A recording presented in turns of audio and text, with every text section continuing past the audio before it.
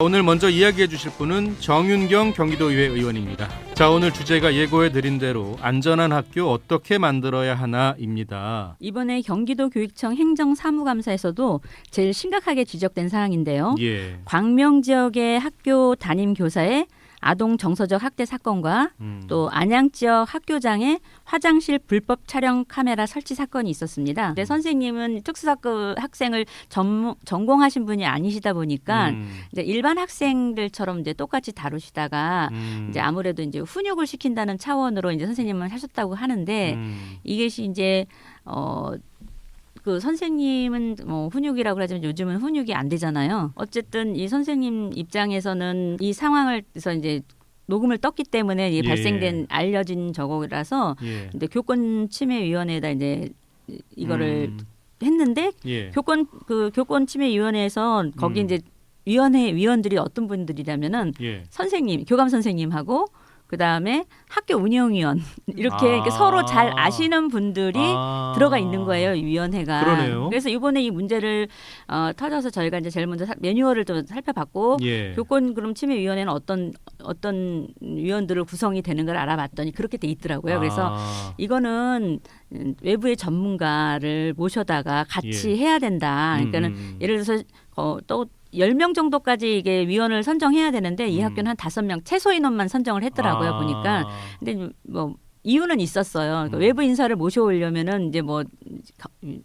그 돈도 좀 들여야 되고 뭐 여러 가지 그리고 그 정도의 약간의 돈을 받고 와서는 또 안 해주려고 하고 변호사나 뭐 이런 분들은 그래서 저희가 제안한 게 뭐냐면 지역에 사회복지사님들이 많다 그런 분들이 아동을 잘 많이 이해를 하시기 때문에 그런 전문가들을 좀 교권보호위원회에 또 넣어야 된다. 아동 학대라는 게 뭐 신체적인 학대뿐만 아니라 정서적 학대도 아동 학대에 들어가잖아요. 선생님은 아무렇지도 않게 얘기했을 수 있지만 이런 부분들이 정서적으로 굉장히 위축을 가져올 거라는 생각은 듭니다. 근데 저도 이제 아이들을 키우고 있지만 억울하고 속상해도 막상 그런 일을 이제 말하기는 쉽지 않은 게 현실이거든요. 교실에서 절대적인 위치에 있는 사람이 선생님이기 때문에 그런 부분이고 화장실 몰카 사건 같은 경우도 이제 이것을 개인의 일탈로만 볼 것이냐 또 그거는 아니다라는 입장이 굉장히 교육계의 목소리가 높았고요.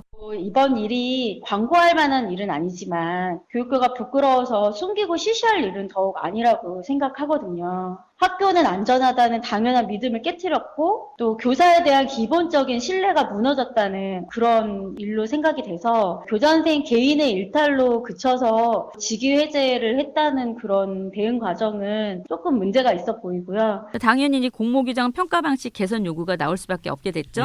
그래서 현재 공모규정은 임기 4년 중에 2년마다 학교 경영실적 평가를 받고 있으며 평가는 외부 전문가가 포함된 학교 자체 평가 경기도교육청의 현장 평가로 이루어지고 있거든요.